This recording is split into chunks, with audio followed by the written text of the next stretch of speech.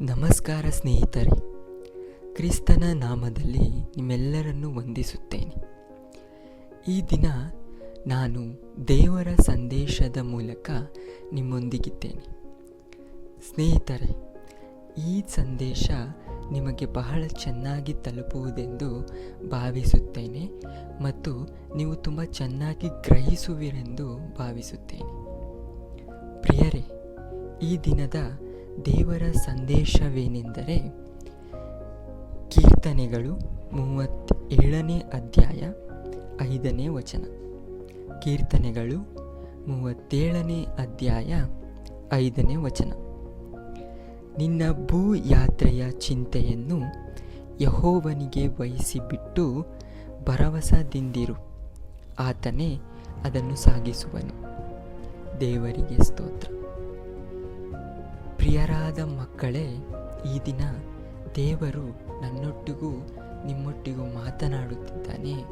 ಭೂಯಾತ್ರೆಯ ಚಿಂತೆಯನ್ನು ನನಗೆ ವಹಿಸಿರಿ, ನಾನು ಅದನ್ನು ಸಾಗಿಸುವೆನು ಎಂದು. ಪ್ರಿಯರೇ, ನೀವೇನಾದರೂ ಒಂದು ವೇಳೆ ನಿಮ್ಮ ಭೂಯಾತ್ರೆಗಳ ಬಗ್ಗೆ ಚಿಂತೆ ಮಾಡುವವರಾಗಿದ್ದರೆ ಇಂದೇ ನೀವು ನಿಶ್ಚಯಕ್ಕೆ ಬನ್ನಿರಿ. ಇನ್ನು ಮುಂದೆ ನಾವು ಭೂಯಾತ್ರೆಯ ಬಗ್ಗೆ ಚಿಂತೆ ಮಾಡುವುದಿಲ್ಲವೆಂದು.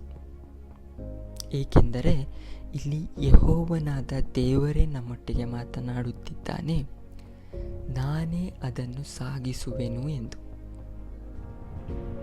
ಹೌದಲ್ವಾ? ದೇವರೇ ನಮ್ಮ ಜೀವಿತವನ್ನು ಸೃಷ್ಟಿ ಮಾಡಿದ್ದಾನೆ. ನಮಗೆ ಜೀವವನ್ನು ಕೊಟ್ಟಿರುವ ಆತನೇ ಹೇಳುತ್ತಿದ್ದಾನೆ, ನಿಮ್ಮ ಭೂಯಾತ್ರೆಯ ಬಗ್ಗೆ ನೀವು ಯಾಕೆ ಚಿಂತೆ ಮಾಡಬೇಕು ಎಂದು. ಒಂದು ವೇಳೆ ನಾವು ಚಿಂತೆ ಮಾಡುತ್ತಿದ್ದರೆ ಅದು ನಮ್ಮ ಮೂರ್ಖತನವಷ್ಟೇ. ಯಾಕೆಂದರೆ ದೇವರು ಪ್ರೀತಿಯ ನಿಟ್ಟೆ ನಮಗೆ ಈ ದಿನ ಶ್ವಾಸವನ್ನು ಅನುಗ್ರಹಿಸಿದ್ದಾನೆ. ಆತನೊಂದು ವೇಳೆ ಈ ದಿನ ನಮಗೆ ಶ್ವಾಸ ಕೊಟ್ಟಿಲ್ಲ ಅಂದರೆ ನಮ್ಮ ಭೂಯಾತ್ರೆ ಅಲ್ಲಿಗೆ ಮುಗೀತು. ಮುಂದೆ ನಮಗೆ ಭೂಯಾತ್ರೆ ಇಲ್ಲ. ಆದರೆ ನಾವು ಚಿಂತೆ ಮಾಡ್ತಿದ್ದೇವೆ ನಾಳಿನ ದಿನದ ಬಗ್ಗೆ. ನಾಳೆಯ ದಿನದ ಬಗ್ಗೆ ನಾವು ಚಿಂತೆ ಮಾಡಬಾರದು. ಈ ದಿನ ಮಾತ್ರ ನಮ್ಮದು. ಅದು ದೇವರ ಆಶೀರ್ವಾದದಿಂದ ಬಂದಿರತಕ್ಕಂಥ ದಿನ. ಈ ದಿನದಲ್ಲಿ ನಾವು ಎಷ್ಟು ಬಾರಿ ಆತನನ್ನು ಸ್ತುತಿಸಿದರೂ ಅದು ಕಡಿಮೆಯೇ. ಏಕೆಂದರೆ ಆತನ ಆಶೀರ್ವಾದದಿಂದ ನಾವು ಈ ದಿನವನ್ನು ಹೊಂದಿಕೊಂಡಿರ್ತೇವೆ. ಈ ಭೂಯಾತ್ರೆಯಲ್ಲಿ ಎಷ್ಟೋ ಜನ ನಾಳೆಯ ದಿನವನ್ನೇ ನೋಡುತ್ತಿಲ್ಲ, ಅಂದರೆ ಮುಂಜಾನೆಯ ವೇಳೆಯನ್ನೇ ನೋಡ್ತಿಲ್ಲ. ರಾತ್ರಿ ಮಲಗಿರುವವರು ಬೆಳಗ್ಗೆ ಏಳ್ತಿಲ್ಲ. ಅದು ವಯಸ್ಸಾಗಿರುವವರಾಗಿರಬಹುದು, ಇನ್ನು ಚಿಕ್ಕ ವಯಸ್ಸಿನ ಮಕ್ಕಳಾಗಿರಬಹುದು, ಅಥವಾ ಹುಟ್ಟಿದಂಥ ಮಕ್ಕಳೇ ಆಗಿರಬಹುದು, ಅಥವಾ ಯೌವನಸ್ಥರಾಗಿರಬಹುದು. ಯಾರಾದರೂ ಆಗಿರಬಹುದು. ಈ ಲೋಕದಲ್ಲಿ ಪ್ರತಿದಿನ ಒಬ್ಬರಲ್ಲ ಒಬ್ಬರು ಲೋಕವನ್ನು ಅಗಿಲಿ ಹೋಗಿದ್ದಾರೆ. ಆದರೆ ದೇವರ ಕೃಪೆಯಿಂದ ನಾವಿನ್ನೂ ಜೀವಂತವಾಗಿದ್ದೇವೆ. ದೇವರಿಗೆ ಸ್ತೋತ್ರ. ಅದಕ್ಕಾಗಿ ಇಲ್ಲಿ ದೇವರು ಹೇಳ್ತಾ ಇದ್ದಾನೆ, ನಿಮ್ಮ ಭೂಯಾತ್ರೆಯ ಬಗ್ಗೆ ನೀವು ಚಿಂತೆ ಮಾಡಬೇಡಿರಿ ಎಂದು. ಪ್ರಿಯರಾದ ಮಕ್ಕಳೇ, ನೀವೇನಾದರೂ ಚಿಂತೆ ಮಾಡುತ್ತಿದ್ದರೆ ಈ ಚಿಂತೆಯನ್ನು ಇಂದಿಗೆ ನಿಲ್ಲಿಸಿ ದೇವರಿಗೆ ಅದನ್ನು ವಹಿಸಿರಿ. ಅದೇ ಮತ್ತೊಂದು ವಾಕ್ಯದ ಮೂಲಕ ನಾವು ನೋಡಿಕೊಳ್ಳೋಣ. ಮತ್ತಾಯನು ಬರೆದ ಸುವಾರ್ತೆ 6ನೇ ಅಧ್ಯಾಯ 31ನೇ ವಚನ. ಮತ್ತಾಯನ ಬರೆದ ಸುವಾರ್ತೆ 6ನೇ ಅಧ್ಯಾಯ 31ನೇ ವಚನ. ಏನು ಊಟ ಮಾಡಬೇಕು, ಏನು ಕುಡಿಯಬೇಕು, ಏನು ಒದ್ದುಕೊಳ್ಳಬೇಕು ಎಂದು ಚಿಂತೆ ಮಾಡಬೇಡಿರಿ. ಎಷ್ಟು ಚೆನ್ನಾಗಿ ಬರೆದಿದೆ ನೋಡಿಕೊಳ್ಳಿ. ನಾವೇನು ಊಟ ಮಾಡಬೇಕು ಅಂತಲೂ ಚಿಂತೆ ಮಾಡಬಾರ್ದು, ನಾವೇನು ಒದ್ಕೊಳ್ಬೇಕು ಅಂತಲೂ ಚಿಂತೆ ಮಾಡಬಾರ್ದು, ನಾವೇನು ಕುಡಿಬೇಕಂತಲೂ ನಾವು ಚಿಂತೆ ಮಾಡಬಾರ್ದು. ನಾವು ಮನುಷ್ಯರು ನಾವೇನು ಮಾಡ್ತೀವಿ ಅಂತಂದರೆ, ಪ್ರತಿದಿನ ನಾವು ನಾಳೆ ಏನು ಊಟ ಮಾಡಬೇಕು, ಏನು ಅಡುಗೆ ಮಾಡಬೇಕು ಅನ್ನೋದೇ ತಾಯಿದಿರ ಚಿಂತೆ ಆಗಿರುತ್ತದೆ. ಮತ್ತು ಈ ಯೌವನಸ್ಥರು ಆಗಿರುವವರು ಆಗಿರ್ಬೋದು, ಅವ್ರು ಯಾವ ರೀತಿ ಚಿಂತೆ ಮಾಡ್ತಾರೆ ಅಂದರೆ, ನಾಳೆ ನಾನು ಯಾವ ಬಟ್ಟೆ ಹಾಕ್ಕೋಬೇಕು, ಯಾವ ಥರ ನಾನು ರೆಡಿ ಆಗಬೇಕು ಅನ್ನೋದ್ರ ಬಗ್ಗೆನೇ ಚಿಂತೆ ಮಾಡ್ತಾರೆ.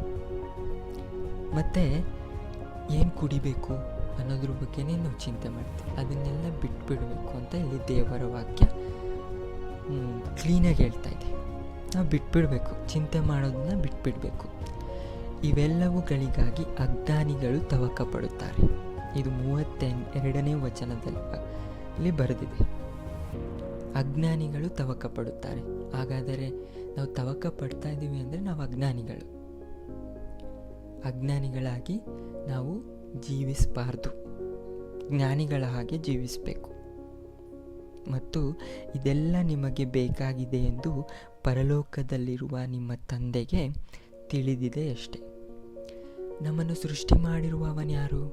ನಮ್ಮನ್ನು ಸೃಷ್ಟಿ ಮಾಡಿರುವ ಆತನು ದೇವರೇ. ಆದಿಕಾಂಡ 1ನೇ ಅಧ್ಯಾಯದಲ್ಲಿ ದೇವರು ಮನುಷ್ಯನನ್ನು ರೂಪಿಸೋದಕ್ಕಿಂತ ಮುಂಚೆ ಮನುಷ್ಯನಿಗೆ ಬೇಕಾಗಿರೋದೆಲ್ಲವನ್ನೂ ರೂಪಿಸಿದ್ದಾನೆ. ಆಕಾಶ,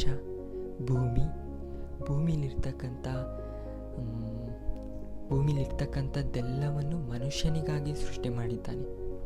ಮತ್ತು ಮನುಷ್ಯನನ್ನು ಶ್ರೇಷ್ಠವಾಗಿ ಆತನ ಸ್ವರೂಪದಲ್ಲಿ ಸೃಷ್ಟಿಸಿ ಆತನ ಶ್ವಾಸವನ್ನು ಮನುಷ್ಯರಿಗೆ ಕೊಟ್ಟು ಆತನು ಸೃಷ್ಟಿಸಿದಂಥ ಈ ಸೃಷ್ಟಿಯಲ್ಲಿ ಅಧಿಕಾರವನ್ನು ಕೊಟ್ಟು ಆತನು ಆಶೀರ್ವಾದವಾಗಿ ಅನುಗ್ರಹಿಸಿದ್ದಾನೆ. ಇಂಥ ದೇವರೇ ನಮಗೆಲ್ಲವನ್ನು ಕೊಟ್ಟಿರುವಾಗ, ಜೀವವನ್ನು ಆತನೇ ಕೊಟ್ಟಿರುವಾಗ ನಾವು ಚಿಂತೆ ಮಾಡೋದ್ರಲ್ಲಿ ಅರ್ಥ ಏನಿದೆ ಅಲ್ವಾ? ಚಿಂತೆ ಮಾಡೋ ಅವಶ್ಯಕತೆ ಇಲ್ಲ. ನೀವೇನಾದರೂ ನಿಮ್ಮ ಭೂ ಯಾತ್ರೆಯ ಬಗ್ಗೆ ಚಿಂತೆ ಮಾಡುತ್ತಿದ್ದರೆ ಹಿಂದೆ ನೀವು ತೀರ್ಮಾನಕ್ಕೆ ಬನ್ನಿರಿ, ನಾನು ಇನ್ನು ಮುಂದೆ ಭೂಯಾತ್ರೆಯ ಬಗ್ಗೆ ಚಿಂತೆ ಮಾಡುವುದಿಲ್ಲ, ಅದನ್ನು ನನ್ನ ತಂದೆಗೆ ವಹಿಸುತ್ತೇನೆ, ಆತನು ಚಿಂತೆ ಮಾಡ್ತಾನೆ. ಹಾಗಾದರೆ ನಾವು ಯಾವ ವಿಷಯವಾಗಿ ಚಿಂತೆ ಮಾಡಬೇಕು? ಇಲ್ಲಿ ಮತ್ತೊಂದು ವಾಕ್ಯದಲ್ಲಿದೆ, 33ನೇ ವಾಕ್ಯ. ಹೀಗಿರುವುದರಿಂದ ನೀವು ಮೊದಲು ದೇವರ ರಾಜ್ಯಕ್ಕಾಗಿಯೂ ನೀತಿಗಾಗಿಯೂ ತವಕ ಪಡಿರಿ, ಇವುಗಳ ಕೂಡ ಅವೆಲ್ಲವೂ ನಿಮಗೆ ದೊರಕುವವು. ಅಂದರೆ ನಾವು ದೇವರ ರಾಜ್ಯಕ್ಕಾಗಿ ತವಕ ಪಡಬೇಕು, ನೀತಿಗಾಗಿ ತವಕ ಪಡಬೇಕು. ಅದಕ್ಕೆ ತವಕ ಪಡಬೇಕಂದ್ರೆ ನಾವು ಭೂಯಾತ್ರೆಯಲ್ಲಿ ಏನು ಮಾಡಬೇಕು? ದೇವರನ್ನು ಹೆಚ್ಚಾಗಿ ಸ್ತುತಿಸಬೇಕು ಮತ್ತು ದೇವರ ಸೇವೆಯಲ್ಲಿ ಪಾಲನೊಂದಬೇಕು. ನಾವು ಈ ಭೂಯಾತ್ರೆ ಮುಗಿದ ನಂತರ ಎಲ್ಲಿಯೇ ಸೇರುತ್ತೇವೆ? ಪರಲೋಕಕ್ಕೆ ಸೇರಬೇಕಾದರೆ ನಾವು ಮಾಡಬೇಕಾಗಿರೋದಿಷ್ಟೇ, ದೇವರ ರಾಜ್ಯಕ್ಕಾಗಿ ತವಕ ಪಡಬೇಕು. ಅದನ್ನು ಮಾಡಿದರೆ ಸಾಕು. ಇನ್ನು ಭೂಯಾತ್ರೆ ಸಾಗಿಸೋದು ದೇವರಿಗೆ ಬಿಟ್ಟಿದೆ. ಈ ದಿನ ನಾವು ಜೀವಂತವಾಗಿದ್ದೇವೆ, ನಾಳೆ ಇರ್ತೀವೋ ಇರಲ್ವೋ? ಈ ದಿನದಲ್ಲಿ ನಾವು ದೇವರ ರಾಜ್ಯಕ್ಕಾಗಿ ನೀತಿಗಾಗಿ ಎಷ್ಟು ತವಕ ಪಟ್ಟಿದ್ದೇವೆ ಎನ್ನೋ ಕ್ವಶನ್ ಮಾರ್ಕನ್ನು ನಾವು ಹಾಕಿಕೊಂಡು ಇದರ ಬಗ್ಗೆ ಚಿಂತೆ ಮಾಡೋಣ. ಅದನ್ನು ಹೊರತು ಭೂಯಾತ್ರೆಯ ಬಗ್ಗೆ ಚಿಂತೆ ಮಾಡೋ ಅವಶ್ಯಕತೆ ಇಲ್ಲ. ಇಲ್ಲಿ ದೇವರ ವಾಕ್ಯದಲ್ಲಿ ಸ್ಪಷ್ಟವಾಗಿ ಬರೆದಿದೆ, ನಾವು ಚಿಂತೆ ಮಾಡೋ ಅವಶ್ಯಕತೆ ಇಲ್ಲ ಎಂದು. ಇದು ಈ ದಿನದ ವಾಕ್ಯವಾಗಿದೆ. ಹಾಗಾದರೆ ಪ್ರಿಯರೇ, ಈ ದಿನ ನೀವು ಅರ್ಥ ಮಾಡಿಕೊಂಡಿರುವುದಿಷ್ಟೇ, ಭೂಯಾತ್ರೆಯ ಬಗ್ಗೆ ನಾವು ಚಿಂತೆ ಮಾಡೋದಿಲ್ಲ ಎಂಬುದಾಗಿ. ಈಗ ಪ್ರಾರ್ಥನೆ ಮಾಡಿ ಈ ದಿನದ ಸಂದೇಶವನ್ನು ಮುಗಿಸುತ್ತೇನೆ. ಅಪ್ಪ ತಂದೆ, ನೀನು ಈ ದಿನ ವಾಕ್ಯದ ಮೂಲಕ ನಮ್ಮೊಟ್ಟಿಗೆ ಮಾತನಾಡಿದ್ದೀಯಾ. ಭೂಯಾತ್ರೆಯ ಬಗ್ಗೆ ಚಿಂತೆ ಮಾಡಬೇಡ, ನಿನ್ನ ಭೂಯಾತ್ರೆಯನ್ನು ನಾನೇ ಸಾಗಿಸುವೆನು ಎಂದು ನೀನು ಹೇಳಿದ್ದೀಯಪ್ಪ. ಅದಕ್ಕಾಗಿ ನಿನ್ನ ನಾಮಕ್ಕೆ ಸ್ತೋತ್ರ ಸಲ್ಲಿಸ್ತೇನೆ ಸ್ವಾಮಿ. ಮತ್ತು ದೇವರ ರಾಜ್ಯಕ್ಕಾಗಿ ನೀತಿಗಾಗಿ ತವಕ ಪಡೆಗೆ ತಿಳಿಸಿರುವ ವಿಧಾನಕ್ಕಾಗಿ ಸ್ತೋತ್ರ ಸಲ್ಲಿಸ್ತೇನೆ ಸ್ವಾಮಿ. ಅಪ್ಪ, ನೀನು ಈ ದಿನ ಮಾತನಾಡಿರುವ ಮಾತುಗಳು ಸತ್ಯವಾದ ಮಾತುಗಳು. ನನ್ನ ಭೂ ಯಾತ್ರೆಯನ್ನು ನಿನಗೆ ವಹಿಸುತ್ತೇನೆ ದೇವ, ಅದನ್ನು ನೀನೇ ಸಾಗಿಸಬೇಕಾಗಿ ಬೇಡಿಕೊಳ್ತೇನೆ ಸ್ವಾಮಿ.